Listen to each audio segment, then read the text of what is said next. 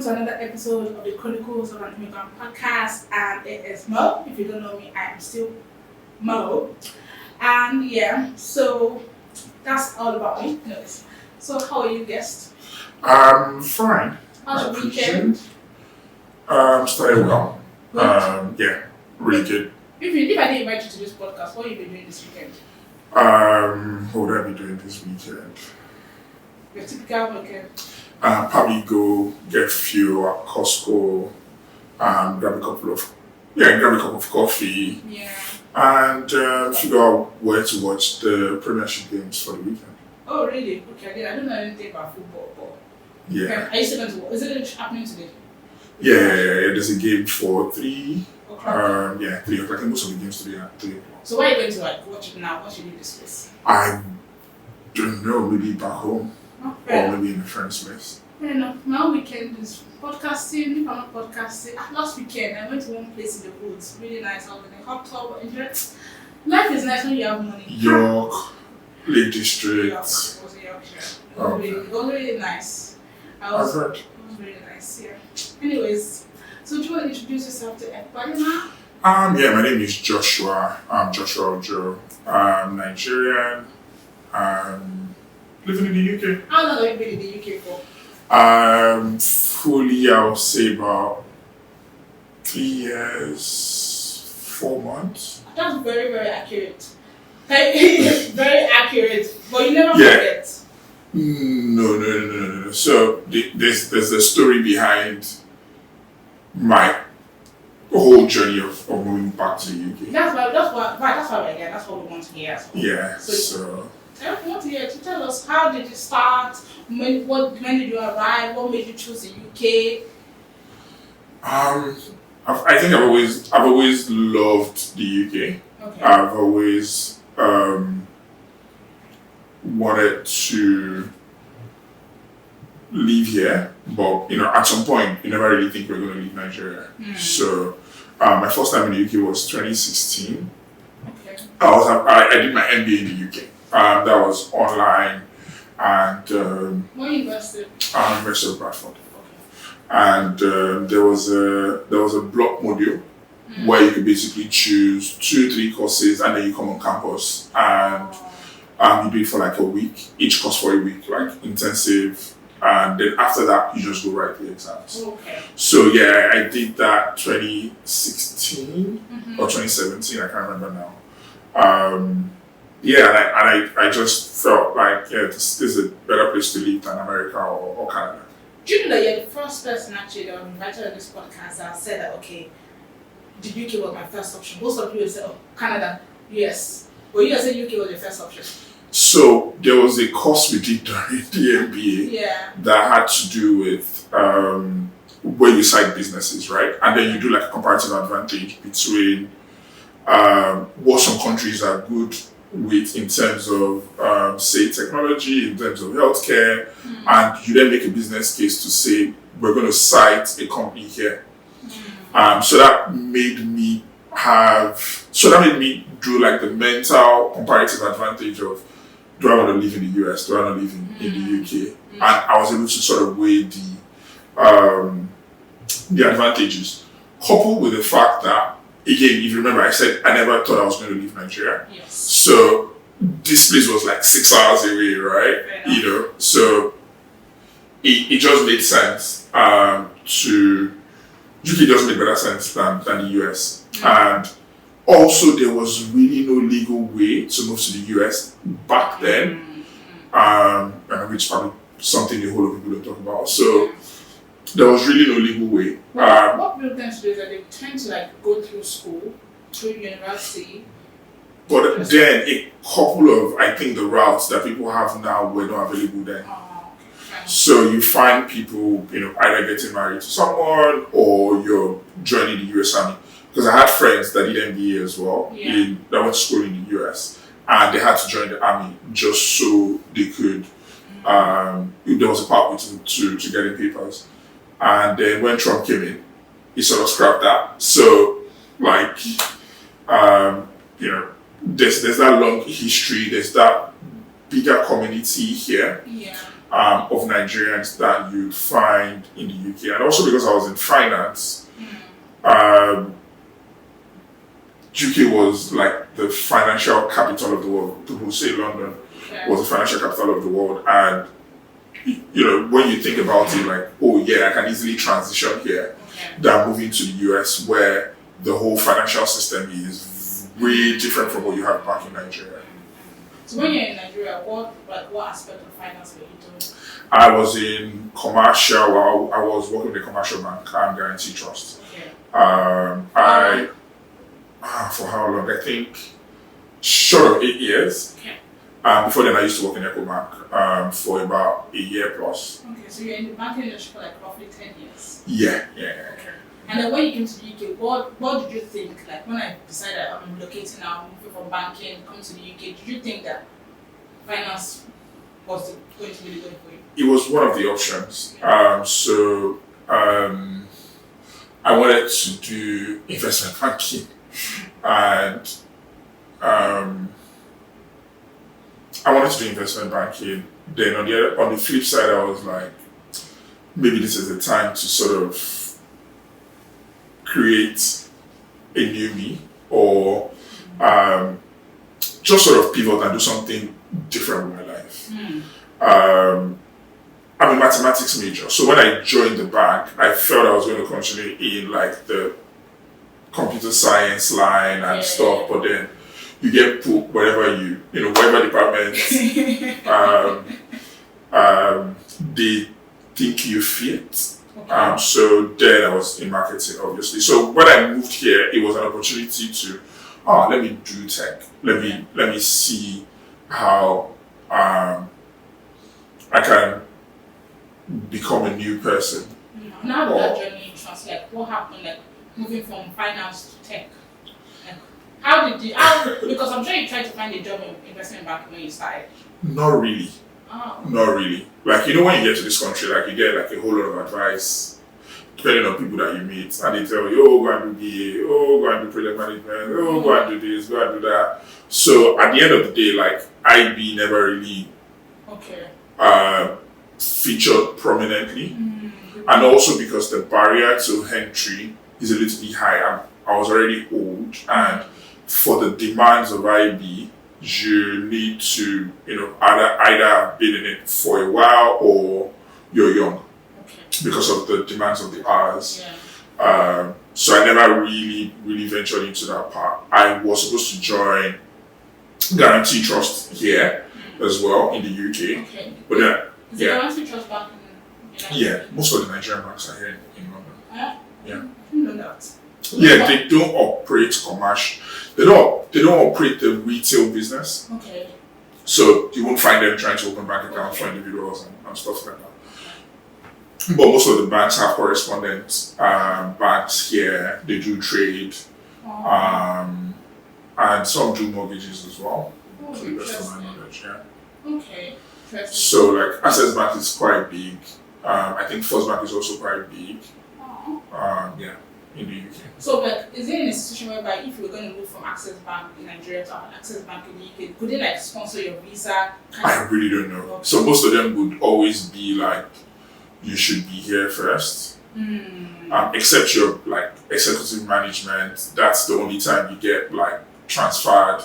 I know there's a visa for that as well. There's a visa category for executive management moving from one country to the other. Yeah, there's actually a visa category for that. Okay. But yeah, like I had the option, and then I spoke to a very close friend of mine, and he was like, "Yeah, you said you wanted to do something else outside banking. Why do you want to go back to this life?" What was it like most interesting? You said a lot of people say do BA, do project management. In all the advice when you came to this country, what was the most interesting advice that you got that you know that man, I can never forget this advice. I mean, good or bad, like just like. Looking back in hindsight now, like the advice that somebody had told you, like, I don't want to use the F word, but like, what kind of advice is this one? So I think my case was very different because when I was coming to this country, when I decided to leave Nigeria, like I had a good job. So I wasn't really pressured to leave. Okay. My superiors didn't want me to leave because I had good relationships with them. So coming to the UK, I also wasn't under pressure to get a job tomorrow or to listen to a whole lot of people. I think the funniest advice I got, if I think about it, was someone told me, "Oh, have I thought about teaching?" Because I said I studied mathematics, and I'm like, "Oh yeah, they're mathematics teacher." Yeah, and I looked at my wife, I was like, "Was this not who You know where I'm coming from. Like, do you know who I am?" That's so much arrogance, you know. No, I didn't say it like, but you just give someone a look and you're like, I'm not, I'm okay where I am. Don't look down, Yeah. Interesting. Yeah, but I was quite lucky. Okay. I got a job, I think, a couple of days after I got to the UK. And what job was that? It's a current job I'm doing. What role is it? It's business development in tech. Can you explain what that entails? Because the business development can be anything. Like for So example, it's basic consulting, sales consulting. It encompasses pretty much everything. I think that's one of the reasons why I like it. Where the sales experience I have over the years, you need a good level of understanding of technology as well. You need project management experience. You need BA experience. Just so that you can be successful, helping customers solve problems with technology. Okay. So I work with a Google Premier partner where we help customers solve location-centric problems. So using Google Maps. So if you think the likes of Uber, that's Google Maps powering it, right? If you think Deliveroo, if you now take it back to Africa, you're thinking Bokada, you're thinking your land ride. And then when you go like deeper into logistics, say the likes of DHL, Amazon, Amazon, how they do the deliveries, how they plan it and stuff. So my job entails working with startups, large companies, to then help solve those problems. So be it around addressing or how do we track someone moving the good from one end to the other. I want to launch the next Uber out of Africa. I'm eager to go. Are you trying to launch the next? No. You don't think so? Nah, I don't think so. But you have a lot of experience from it. Nah. Like the pitfalls, right? True, fair enough. Yeah. Fair enough. You know why not to do it. Yeah. Okay, fair enough. But if I want to launch the next Uber, I'll reach out to you. Sure, we're more than happy to help.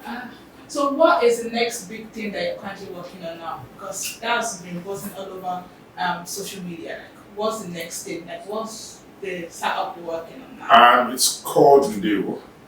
Ndewo. Ndewo. I tried to pronounce it, but I couldn't. It's very simple. Ndewo. Ndewo.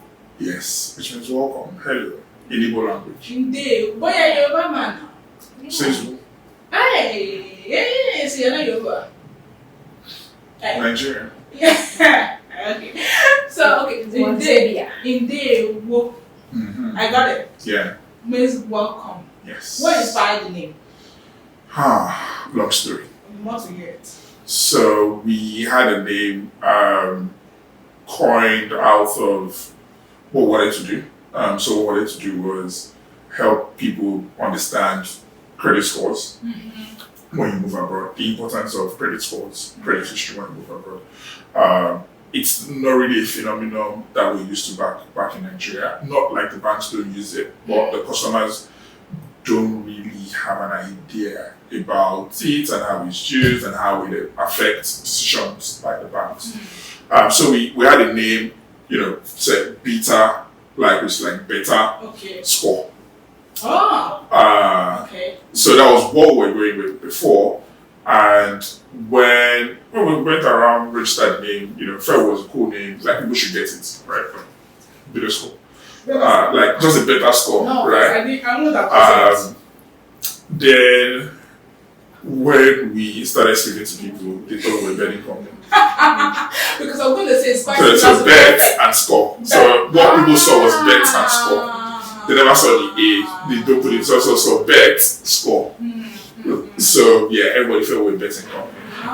So you have to start all over again. Yes, and then also because it wasn't really, there was no way you could build a consumer brand out of that. It was too technical. And it was too technical basically. Yeah. So even if you wanted to go with that name, it was too technical. So we spoke to a brand consultant and she was like, nah, it's not going to work. You need to look for something that resonates with the consumer because you're a consumer brand. Okay. You know. So that's how we then went back into like research mode. And then you look for all the names. Then even when you find a name, you still have to check if it's available, if you can get the domain, if you can if it's available on the App Store.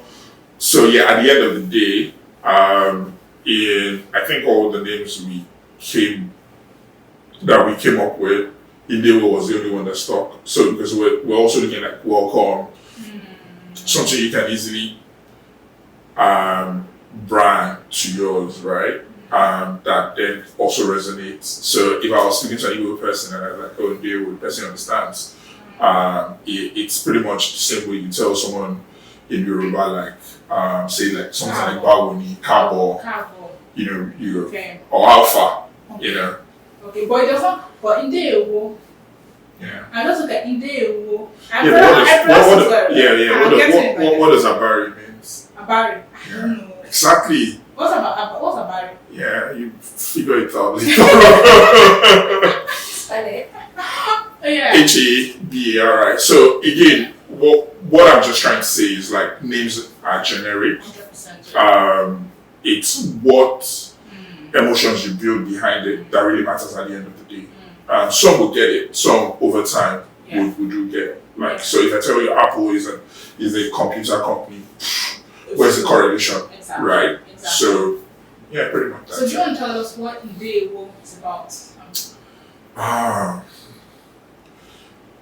So what was Ndewo about? Like as I mentioned, it's born out of my own experience moving abroad and the sort of opportunities you don't have access to when you move to a new country, right? And if you think about us, everyone is moving 98% because of economic reasons. So why should I come in here and then I'm unable to access those financial or credit opportunities just because you don't have a credit history or just because someone doesn't have access to your credit score. So as I said, when I moved in, I still had a job with a bank, and I was told by agents repeatedly, oh, we can't give you a house because we don't have a credit score. Oh, we can't give you a house because your credit file is empty. We can't give you. So I think then I started researching, and then you realize that the entry point into getting access to something as little as a house is you having some sort of credit footprint. And because I was a banker, right, and I know what credit score is, I know what credit history is, I was like, I've got credit history. Yeah. Do you want me to get it for you? Like, I can easily get my credit file, my credit score, wherever it is, and share it with you. And they were like, no, we've checked on our own end, and we don't have, we've got a team credit file. So I think the rest of the story is pretty much what everyone is used to. Where you probably had to look for a guarantor to sign on your behalf, or you have to pay 6 months or 12 months rent in advance. I think for most students, they typically request for 12 months or 6 months rent in advance, which, if you look at it, doesn't make any sense. I've paid school fees, I've paid to travel down here, then I have to look for 12 months rent in advance when in the first instance I'm moving here because of economic reasons. So yeah, that's basically what we then decided to go about and solve. And if you look at it from the business point of view as well, so landlords are unable to get tenants quickly just because they don't have a credit history. But even when I was in Nigeria, before I came to the UK, I didn't realize that there was something called a credit history. And I'm talking from a layman perspective. I'm sure everybody in Nigeria doesn't realize that there's something called a credit history, a credit score. Yeah. So trying to capture that market of people that come to the UK and they didn't even realize that they had a credit history, like how would they will help those kind of people? So yeah, that's sort of where that's where we are right now. It's the education piece, right? Because it does exist. It does exist even back home. Even if I didn't have a credit card, even if I didn't have... Sure, as long as you have it's the same thing here. Like the moment you open a bank account, the banks are mandated to share that data with the credit bureaus, right? So, and then they update whenever you get like a loan or something. What it would just mean is that you've got a low credit score, but then there is a fundamental change, which is part of what we are also doing in Ndewo, where you're moving from a savings economy to a credit-led economy. So back when you're in Nigeria, you have to save to buy an iPhone. You have to save to pay your rent, which will pay 1 year in advance as well. You have to save to do most of all these things. But then you move to this system where it's more credit driven, right? Like you can buy your shoes from Lululemon, and then you pay over three times. So you can decide to do some Balenciaga, and then you pay over. Why are you laughing? And then you pay over 3 or 4 times.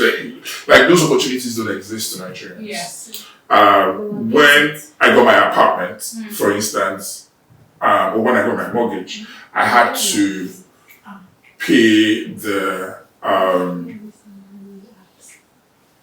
furniture guys. I had to pay them like in advance so that I can get the furniture when we're about to move in, right? But then you realize that most of these guys offer credit. So it means I could have easily spread it over a 12-month, 24-month period without paying extra interest. Yeah. And get that same furniture. But what do I have to do? I had to sort of deny myself over a period of time just so I pay that money lump sum, because that's sort of what I'm used to. Yeah, because when I came here, I said I don't want to owe anybody, and I will use this Nigerian thing called my Yoruba word called I don't know if it's JBC. It means I don't want to owe anyone. So when I came to the United Kingdom and I saw the credit offers, I was like, I don't want to owe anybody. I'm gonna pay. If I can't afford to pay upfront, I'm not buying it.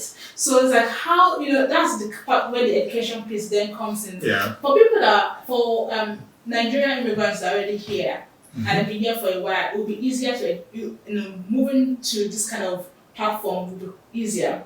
Now for the new people that don't realize that there's something called credit history, and still trying to, even some people that have been here for 5 years don't even still understand the benefits of having a credit history. Yeah. So trying to educate those kind of people and the new people that were like me and they don't want to deal with it. But again, it's a gradual shift. Yeah. You can't sort of educate the general, like the whole polity at once. The good part is Nigeria is also trying to move from like a savings-led economy to credit-driven economy, which is yet to be seen. But then there's a whole. No, it's not going to be hard. It's just dynamic shifts in ID, in addressing. They're just fundamentals that need to be addressed. Syncing, a whole lot of the individual databases we've got, syncing it together. And then you've got some semblance of banks being able to extend more loans to people, right? So it's not like the banks are not doing it today, right? It's just that there's a whole lot more to be done there, that the infrastructure is what is holding them back. So, and is it just this Ndewo? Is it just for only Nigerians, or there's plans to? And is it only for only Nigerians in the UK? So today our pilot is for Nigerians to the UK, but in the next I think by next year we're looking to extend that to Zimbabwe and to Ghana. Okay. So then you're doing Zimbabwe, Ghana, Nigeria, to the UK, and next year as well, we're looking to launch in the US and Canada. So by the end of 2025, 2026, the idea is we're able to offer our services to this 3 set of countries moving to the US, UK, and Canada. That's good. But you're an immigrant, a Nigerian immigrant, and you're trying to start your business in the United Kingdom. I want to assume that this business is registered in the United Kingdom. Yeah. Okay. How was that? Simple. That's like the simplest of things you can do, like registering a business. No, registering a business is easy, yes. Yeah. But building a business in a foreign country, it can't be easy for an immigrant. I think building a business, it's not easy anywhere. Yeah, definitely. It then depends on a number of things. Depends on what your vision is. It depends on the market opportunity, right? And also your passion. Yeah. So, if those 3 sort of make sense, you're then able to communicate that vision to people in a way where they then support you, right? And the interesting thing about the United Kingdom is the support exists. The support system over here is amazing. It's amazing. So I'm just going to leave it at that. They might not give you cash, right? But then they help you across every facet of you trying to build a business. And then so again, when I did the research, those are the things I found out. Like the support system here, it's really amazing. From the local council right up to the government, they are quite intentional about businesses and how they support them. And it's just how many hours a day are you willing to sacrifice to do these things? Yeah. But before the skilled work visa was revised, before the skilled work visa was revised, there was this law whereby you could only do work with a company that was sponsoring you. Sure. And I know that this business has been in the pipeline. It can't just come up now. It must have been in the pipeline for a while now. Sure. So, what were your visa plans at the time? Like, I'm doing a startup. I'm an immigrant. You're on this. Are you work visa? You're assuming on the skilled work visa. I don't want to ask you for people. So, in that event, when you started this vision, registered your business, like in visa aspect, what were the challenges that you faced? With respect to the business. Yes. So I think it's also understanding the boundaries of the law and what you can do as a skilled worker, as a skilled worker visa holder, what you can do, what you can't do. So it's very clear what you can do, what you can't do. So you can earn a salary from another gig. It doesn't mean you can't work on something, right? You can continue to build, you can continue to, like in Ndewo, we are non-revenue generating today, right? So again, it's understanding the law, what you're allowed to do, and how you then devote that extra time that you have in a way that it doesn't affect like your day job. Up until when you then know, yes, there's a decision to be made. Do I want to continue with this like on a full-time basis, or this is going nowhere, right? Okay, I'm just gonna be like, thank you guys. Yes. Focus on the day job. So again, it's just understanding that. You didn't at any point consider, okay, I'm going to switch to, is there an innovator visa, or is there an entrepreneur visa? So it's the innovator visa. So yeah, I considered it, but I think what I considered it were very, very early in the conceptualization journey. Yeah. Okay. So yeah, we did consider it. We did reach out to the people that drew the endorsement, and there were about 3 of them. Okay. And then we got some feedbacks that were basically just like, okay, let's park this on the side, because you're also not sure. Like, again, people will come and tell you 90%, 90% of startups fail. You have to be very realistic with those things. You've got a family to feed, I've got mortgages to pay. And someone is paying my bills right now. So a large chunk of my time needs to be dedicated to delivering value for my employer. So as long as you're delivering value to your employer, it gives you like a whole lot of room to, what you do with your, from 5 p.m. or from 6 p.m. On Friday or on Tuesday. And being able to manage that without affecting your day job is where the real challenge is. Fair enough. So what would your advice be now for like young people? When I say young people, but not everybody, but anyway, any immigrants right now that are trying to build a startup, people like me that were like us right now, that were trying to podcast in this very, very challenging, market. As immigrants, like starting up a business, like from your own experience, what would be your advice to all of us? Do it. There's a whole lot of, I think, you'll regret more if you don't venture into it than when you do and it doesn't work out. So, again, in an environment like this where there's a whole lot of support, I'm literally telling you, there's a whole lot of support.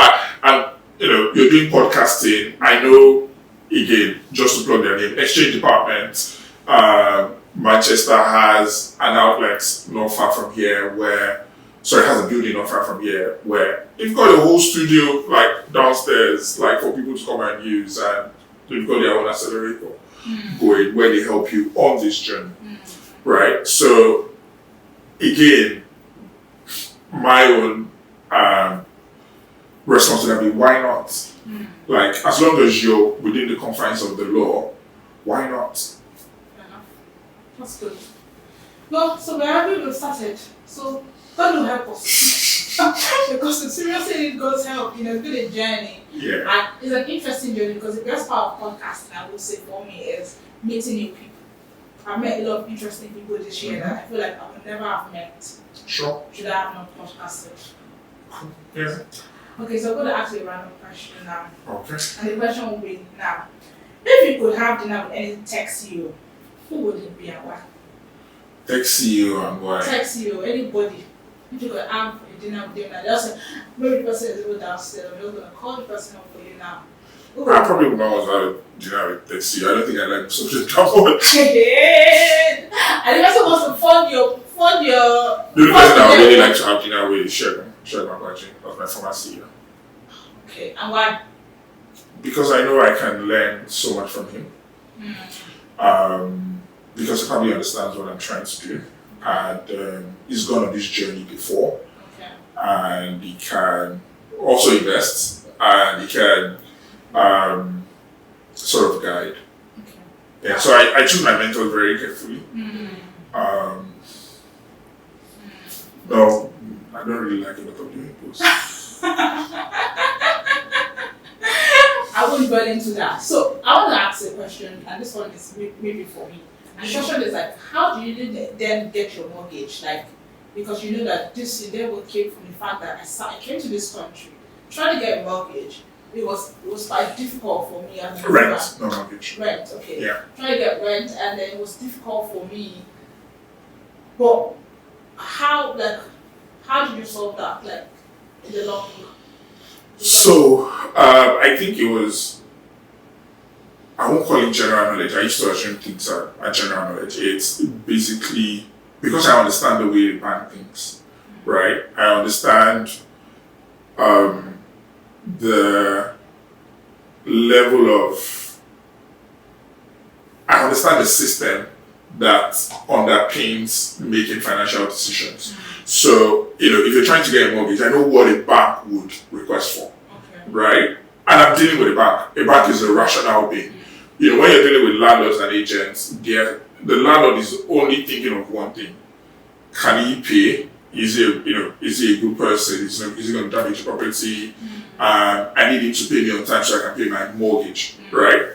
The bank is looking at, can this guy continue to pay, Okay. and how do I hedge my risk?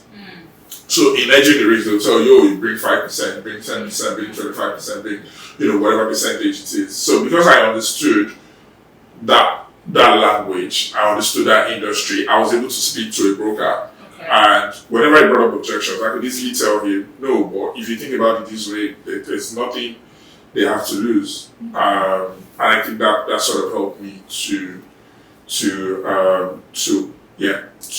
overcome that. But again, I was dealing with a broker, which is what I would advise like everyone to do. So what can people find Ndewo now? We are on all app stores, so it's Ndewo on Apple Store, on Google Play Store, I presume. Okay. Get Ndewo on all social media platforms, so Twitter, Instagram, and as I said, we're basically just educating people. We should launch fully by the first quarter of next year. Oh, that's good. Okay. And what do they need? Is there anything they need to open? No. So for Nigerians, it's pretty much simple. Is basically a BVN to sort of help validate that you're the one. So today it's just once you go through the onboarding journey, the final thing we're going to ask is your BVN. Okay. Yeah. That's great. Thank you. And we do this last segment here. We're going to pause the wine, and the segment is we're going to ask you what are your dreams? Like, what is your dream? My dream. And after which, everybody has a dream. Okay. And then when she calls the band, after which you're going to say, my dreams are valid. And I'm going to click it gas to that. Okay, I don't know which of the dreams I need to tell you. If you have plenty, if you're just like the dreamer, you have a lot of dreams. My dreams tend to change every now and then. Same. But what's the dream right now that you feel like, okay, this is something, this is the one that's been on the forefront of your I think, the underlying thing for me that what underpins my hustle every day is creating an impact. It's very easy for you to go through life and just go through life, right? And then you're known for nothing. So for me, it's, how do I make people remember my name? So it's on the journey of giving people 100% reason to remember your name. I like that. And your dreams are valid. Thank you. And dreams are valid. Cheers.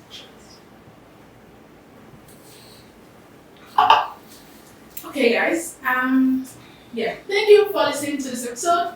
And this episode was about credit score, credit history in Ndewo. If you don't know Ndewo, go on Google Store, Apple Store. It's spelled Ndewo. Did I get it? Yeah. Oh yes, I did get it. So It's a Ndewo. Ndewo. It's a t-shirt. Yeah. You didn't have to watch it. You have bought t-shirt for me now. I want Oh, t-shirt. sorry. Next time. Ndewo means welcome, and it's like moving with confidence. I love just move with confidence. move with confidence. I love that. So you guys should check out Ndewo on all the Apple and Play Store and App Store, whatever. Ndewo.com. Ndewo.com as well. Check it out.